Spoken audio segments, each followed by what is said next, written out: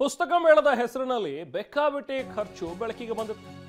ವಿಧಾನಸೌಧದ ಸಚಿವಾಲಯ ದುಂದುವೆಚ್ಚ ಮಾಡಿರುವಂಥದ್ದು ಈಗ ಬಟಾಬಯಲಾಗ್ತಾ ಇದೆ. ಅಭಿವೃದ್ಧಿಗೆ ಹಣ ಇಲ್ಲ ಅನ್ನುವಂಥ ಸರ್ಕಾರ ದುಂದುವೆಚ್ಚ ಯಾಕಪ್ಪ ಮಾಡಬೇಕಿತ್ತು ಅಂತ ಪ್ರಶ್ನೆ ಕೇಳ್ತಾ ಇದ್ದಾರೆ.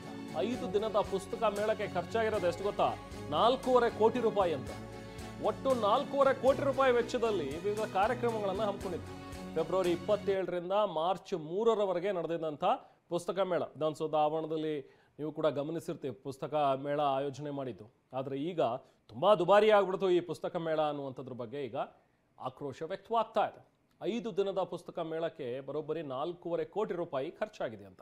ಒಟ್ಟು 4.5 ಕೋಟಿ ರೂಪಾಯಿ ವೆಚ್ಚದಲ್ಲಿ ಬೇರೆ ಬೇರೆ ಕಾರ್ಯಕ್ರಮಗಳನ್ನು ಇಟ್ಕೊಂಡಿದ್ರು. ಅತಿಥಿಗಳ ಸನ್ಮಾನಕ್ಕೆ ಅಂಥೇಳಿ 7 ರೇಷ್ಮೆ ಶಾಲ್ಗಳನ್ನು ತರಿಸೋರೆ. ಅದಕ್ಕೆ ಎಷ್ಟು ಗೊತ್ತಾ? 88,000 ರೂಪಾಯಿ ಖರ್ಚಾಗಿದೆ ಅಂತೆ 7 ರೇಷ್ಮೆ ಶಾಲ್ಗಳಿಗೆ. ಇನ್ನು ಅತಿಥಿಗಳ ವಿಮಾನಯಾನದ ಖರ್ಚು 87,429 ರೂಪಾಯಿ. ಇನ್ನು ಗಣ್ಯರಿಗೆ ಉಪಹಾರದ ವ್ಯವಸ್ಥೆಗೆ ಅಂಥೇಳಿ 83,190 ರೂಪಾಯಿ ಖರ್ಚಾಗಿದೆ. ಮೇಳಕ್ಕೆ ಆಗಮಿಸುವ ಗಣ್ಯರಿಗೆ ಅವರಿಗೆ ವಾಸ್ತವ್ಯಕ್ಕೆ ಅಂತಲೇ 1.5 ಕೋಟಿ ಖರ್ಚಾಗಿದೆ. ಪುಸ್ತಕ ಬಿಡುಗಡೆ, ಕವಿಗೋಷ್ಠಿ ಇದೆಲ್ಲ ಸೇರಿ ಹತ್ತತ್ರ 1 ಕೋಟಿ ಅಂದರೆ 98 ಲಕ್ಷ ರೂಪಾಯಿ ಖರ್ಚಾಗಿದೆ ಅಂತ. ನಾಟಕ ಪ್ರದರ್ಶನಕ್ಕೂ ಒಂದು 98,000 ರೂಪಾಯಿಗಳ ಖರ್ಚಾಗಿದೆ. ಸೊ ಬಹುಮಾನ ವಿತರಣೆಗೆ ಇಲ್ಲೊಂದು 21 ಲಕ್ಷ ರೂಪಾಯಿ ಖರ್ಚು ಮಾಡಿದ್ದೀವಿ ಅನ್ನುವಂಥದ್ದು ಈಗ ಗೊತ್ತಾಗಿದೆ.